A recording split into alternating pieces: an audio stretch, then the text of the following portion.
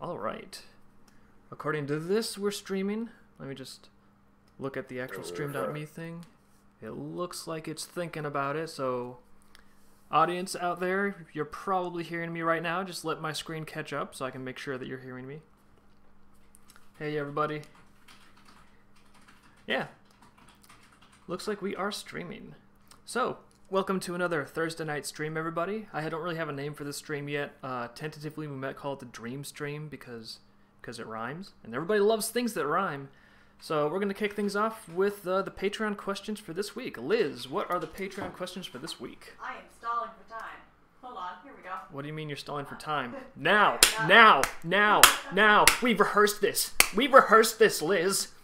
What is the highest point in the dream world? Man-made and natural. Ooh, the highest point in the dream world is actually a spoiler right now because it's, like, Liz, you know where it is, but I can't talk about it on... Huge tracts of land. Har har, Monty Python. But yeah, the highest point of land in the dream world, I can say that we will find out what it is, but we don't know what it is right now in the story. Taller than the city tower? Yeah, because if I have to refresh your memory, I can't do it during the stream, Liz. That violates the whole idea of plot vault. Okay, next question. What are the names of the Fall Guard teams for each district of Anderuna? The names of the Fall Guard teams for each district of Anderuna. I can give you a partial answer on that. One team is called the Norvun Dire Wolves because they're from Norvundire. So and the other. Oh my God, Dave, are you serious? I'm sorry, Agrath is cool, but he's not that cool. There's some lame teams out there. There's some lame teams out there in real life. In real life. I was in Columbus and they had the Buckeyes. So I figured living down there, I was like, you know what? No name is too stupid. Norvun Direwolves. Why not? It's better than the Buckeyes, and everyone loves the Buckeyes. So that's the only one we've made up so far. The other districts, their names might not be as cringy when we get to that. But those are things where it has never been necessary to know what the other teams are called in the story yet. So we just haven't made it up. That area of the map is still in the fog of war. Next question, Liz. Does the Troika Club have male bartenders, dancers, and what kind of structure or hierarchy does it follow?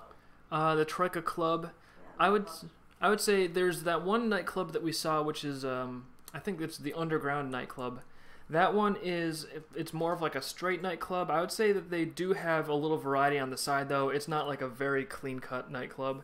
So occasionally they probably have like some male dancers on the side, some male bartenders, but I would say also that there's a lot of different nightclubs throughout the city, and some of them are gay, some of them are straight, you know, and not all of the clubs are necessarily overlapping with the same content. And not all of them are as you know, some of them are legitimate business fronts, some of them are more like recruiting centers, so there's a big range. All right, next question, Liz. Question is, what are some of the other religions? What are some of the other religions? Let's see, I know we had sort of, I had some vague ideas for Kojiki, but I hadn't fleshed them out very much in detail yet. Right now, the main one we just have is Sakrar, which is the one that has the polytheistic beliefs in all the different spirits. And then the other one is from the Wayward Astronomer novel, and I haven't really developed a lot of issues on the side, except I have developed a lot of the Serapian religion involving Serapis, you know, the goddess that they have down there. So there's a lot developed on that front, but we haven't really seen it in the story yet. And in terms of like other smaller religions, they probably do have a lot of other smaller religions, but I haven't gone into detail and filled in the blanks yet.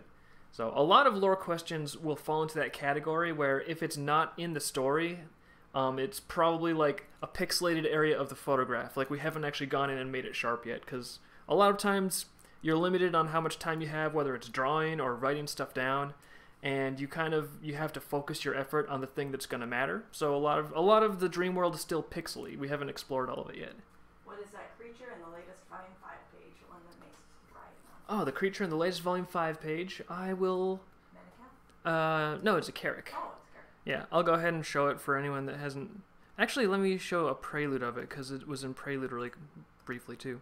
But yep, it's a Carrick. It's basically like a goat that you can ride around on. And where's that prelude? The thing that I like about Carricks is that they kind of have the build of a dinosaur, because everyone secretly, I think, wants to ride dinosaurs. If you don't want to ride dinosaurs, you're not human. And the other thing about the Carrick is it's got one horn on the back of its head, which makes for extremely simple steering, which I like. Yeah, here we go. They got one in this Prelude comic. Why is Image Viewer taking a zillion years to load? I swear, like 2 years ago, I'd be in Windows, and I'd click, click, boom, image would pop right up. It's a JPEG. It's not rocket science. But nowadays, I don't know how they improved Windows, but it takes like a full 20 seconds to pull up a simple web-sized JPEG. Good job, Microsoft development team. But anyways, here we've got a guy on a Carrick, and you can see it's kind of like a goat, but it's kind of got the build of a dinosaur, and it's got one horn, so if he's going somewhere you don't want him to go, you just grab that horn, and he goes right back where you want him to. I would say manacles are like the big kind of horse things. These are a little more limber, a little more agile, so they're almost like the motorcycles of the dream world when it comes to transportation. All right, any other Patreon questions, Liz? Two more? Is there an aristocracy tied to the time of the kings, or just a modern political establishment? So the question is there an aristocracy tied to the time of the kings, or just a modern political establishment? Yeah, during the time of the kings, there was an aristocracy, because that's what kings are, right? It's like a monarchy sort of thing. I think monarchy and aristocracy, I'm pretty sure those words don't mean exactly the same thing, but they're pretty close. So yeah, there was like in the time of the kings, we'll call it, the last war of powers, it wasn't like kings and then boom, like serfs and nothing else. There was like a middle strata and like nobles and upper classes, so that would probably be the aristocracy. Alright, and then I believe we have a final question, Liz? Yep. What are the full names of Kaylee, Genevieve, Vanth, and Ebsen? The full names of Kaylee, Genevieve, Vanth, and Ebsen are not yet made up, but we will make them up when we need to. Okay, and then over here, we were kind of wondering, hey, any info on Anise and Sage? We know they're sisters. Anything good happening? There is info on them, actually. This is like, usually if you ask about it and it's not important, it's like, oh, we haven't made it up yet. But if you ask about it and it is kind of important, we're gonna be like, oh, plot vault, I can't tell you. So yeah, a lot of these development questions might not be the most enticing if I basically just have to throw various flavors of no at you, but we do our best. At least we address them, and if we don't have the answer right on hand, we let you know, so it's not like it's a big mystery or a big, like, you know, a big unknown. All right. I have a question from a user on. Yeah, fire away. So the question is, how do you deal with multiple characters in a story? More specifically, how do you figure out how many pages you decide to devote to someone before moving on to something else? Or when do you decide to switch focuses between characters? Oh, that's a good question. I think I could probably have a really thought out answer. It's probably a question that deserves an entire lecture, but I'll give it at least like a brief little answer. So to rephrase, I think the question was basically, when your phone call, goodbye phone, goodbye telephone. Sorry, we'll be returning to our regularly scheduled program now. So, to reframe the question, to rephrase it, I think the basic question was, when you have multiple characters and you have different scenes and you're cutting back and forth between different scenes in a book, how do you decide when to change between characters, and what's the rhyme or reason to that? Do you just change scenes at any old time? And let's see. The general rule of thumb is you have to know within a book there's going to be a hierarchy. And ideally you want one character that is the main character for that book. And they don't have to be the main character of the entire series, although you should know that there's one main character for the entire series. And the reason for that is, there's going to be one angle of the book that is more important than any other angle. There's going to be one angle of the series, one issue to work through, and that issue is going to be best addressed by one character and the way they combine and bounce off of other characters. So you have to have an idea of what is the story about that you're telling. And this is all very vague, so let's make a nice little pretend example. Let's say there's a story about jealousy, and there's a character and he's like, oh, I'm very jealous of all the people around me who have cool things, and he's upset and he's trying to figure out, how can I get those cool things? And so the whole story, he's running around trying to get cool stuff because he wants to be as cool as all those other characters that he's jealous of. And he's like, ah. So if that's what the main thrust of the story is about, if that's the main theme that you have there, then you have things that are subsidiary to that, like, well, if he's going to be jealous of other characters with cool things, you need a character here with a cool thing, because obviously you can't have your main character be jealous of someone else if you don't have someone there. So that would be someone that might be a secondary character. Maybe it's even the main character's best friend, so they're supposed to like each other and they're supposed to, like, you know, get each other's back, but the jealousy of the main character is getting in the way of that. And then, you know, maybe by the end of the story, the main character finds out something like, oh, I've realized all along that it wasn't the thing that my friend had that would make me happy, it's being happy with myself. And usually if you have any kind of a theme, if it's really, really bland, then you haven't thought about something interesting to you yet. You're like a really deep story, a lot of times it's addressing something where you as the author might not even necessarily know what the answer is. It's just a compelling question that you're pursuing through events unfolding as realistically as you can make them unfold given the premise of the story.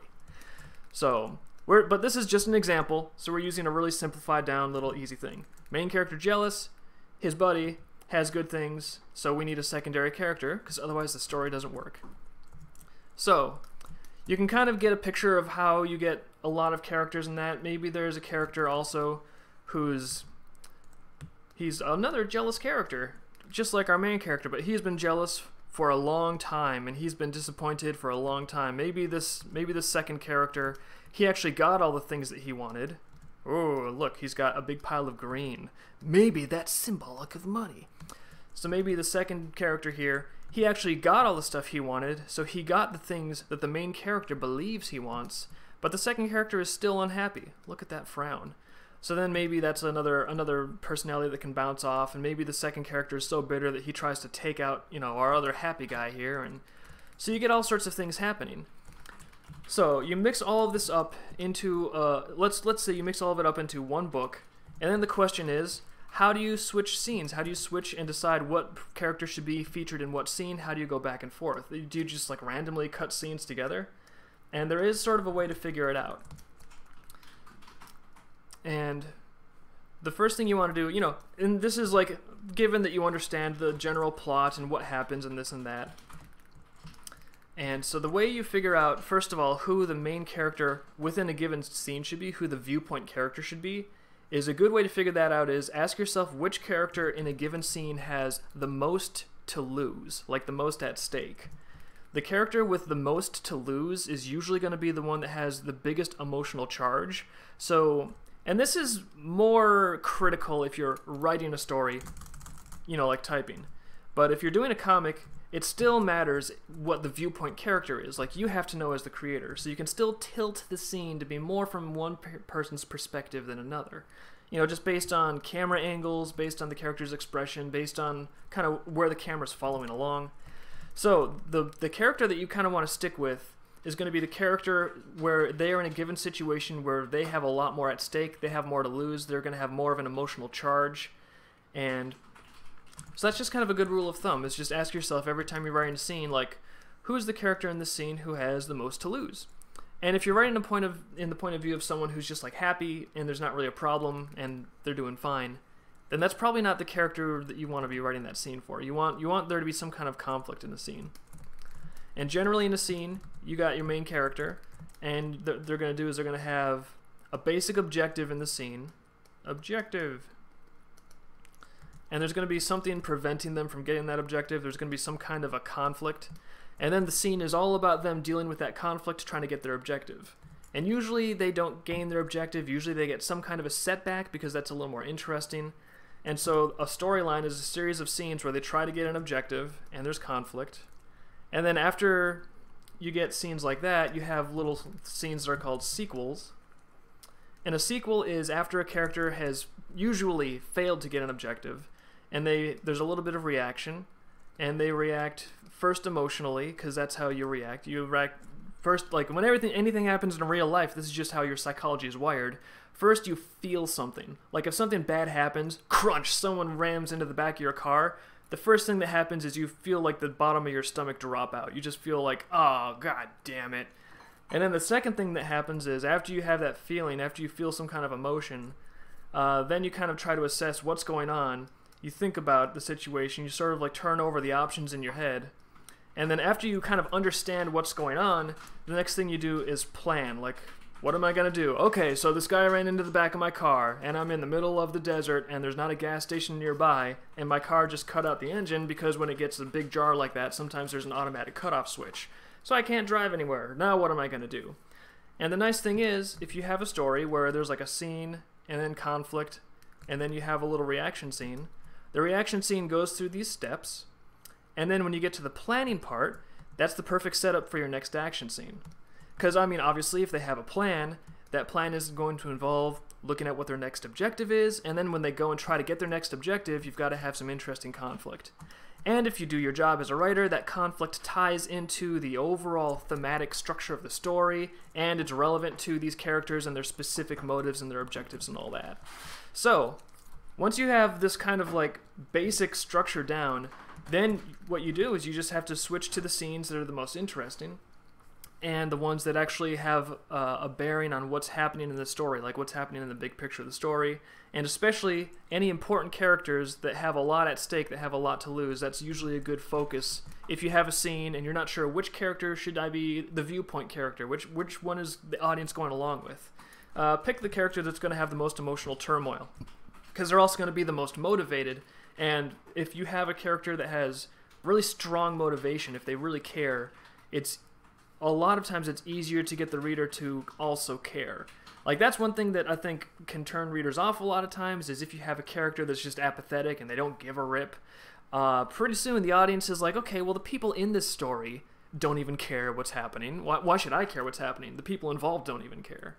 So that's why you want to go for characters that have a strong motivation. You want to go for characters that are emotionally invested, because those are the emotions that are also going to hook into your audience and keep them along for the ride. So that was a very, very rambly answer, but I hope that explains kind of like how you switch between characters and why you want to choose certain characters for certain scenes. And of course, a lot of times you want to switch a scene. If you're in a book, you might want to switch a scene at like a cliffhanger. If you do that too much, it can get kind of annoying, but especially if you're giving people an entire book to read all at once, if you have a cliffhanger and they're really engaged, you might switch scenes sometimes, and then they're going to like just sprint through that next scene because they want to get to the end of the cliffhanger. But then you get a new cliffhanger, and then they get invested in the current scene, and then you go back to the old scene, and so you just want to keep on ratcheting up the suspense and the tension and making sure that they don't get bored. So, all right, big rambly answer. Hopefully that was helpful. And I got a note from Liz here. Best character for Brz. Liz. Yeah. What did you write? Oh, well, guess. Best character for brides? Briefs. For briefs. The best character for briefs. Yep. I have no idea where this question might have come from. I'm mystified. Could you please, Liz, give me some context? Best character for briefs? Like the best character for receiving them for Christmas? The best character for... I was wearing them, like, contest-wise. I answered... Contest? I answered Bobby, Igrath, and then I think Grun would win. So you're saying if there was a contest, and the contest was wearing briefs, who would win? Is that what you're asking me? That's what they're asking you. That's what you're asking me? Mm-hmm. Okay, hold on a second. All right, next question. Yeah. Okay, I have another one for you.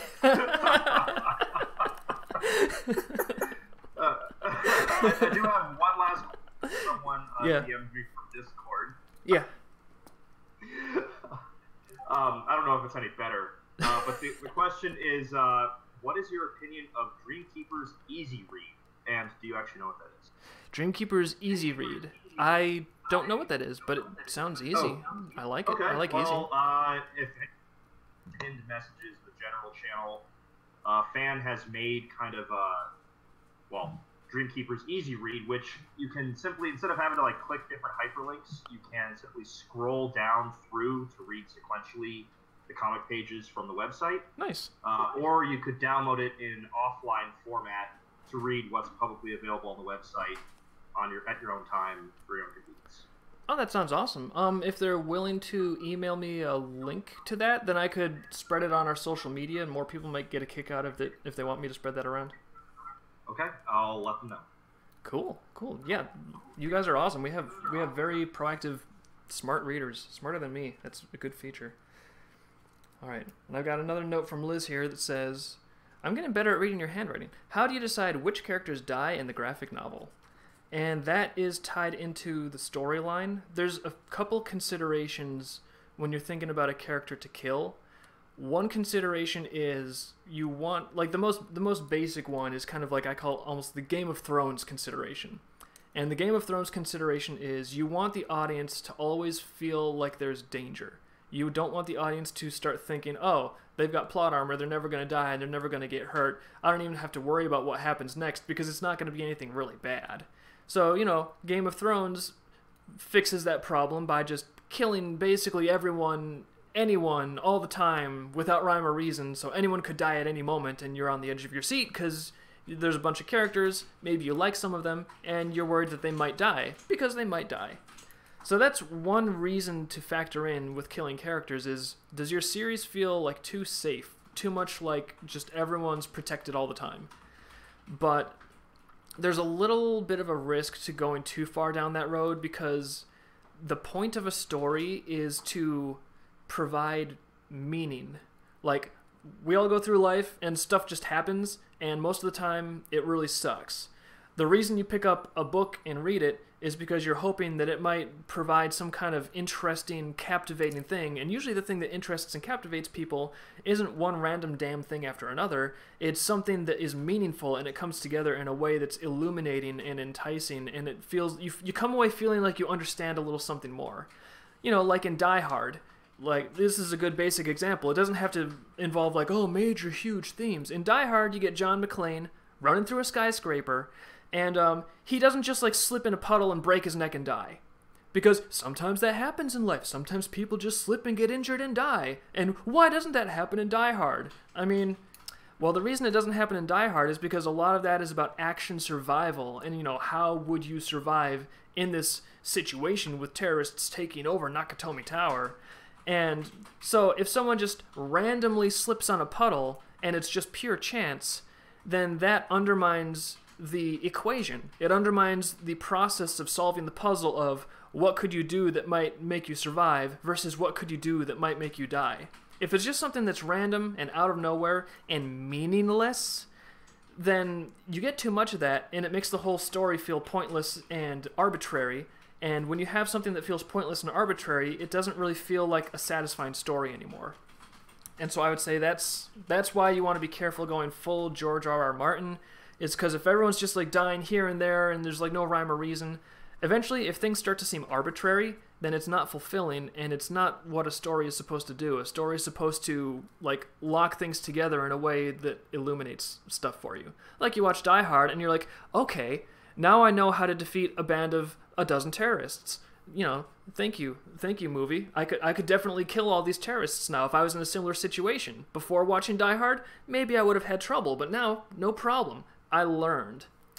And that's what a story is supposed to do. It's supposed to help you be able to kill as many terrorists as you want in a given situation.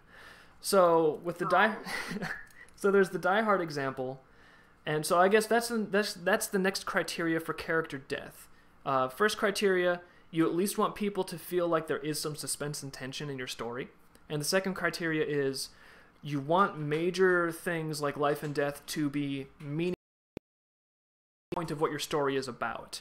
And that's very difficult to do if you don't know what your story is about. But if you do have your theme kind of like boiled down, or you at least have a very strong like direction or a strong question that you understand the topic you're grappling with, then you're going to understand much more clearly what sort of things will cause failure for a character and what sort of things will help them push through and prevail. So I guess that is my answer.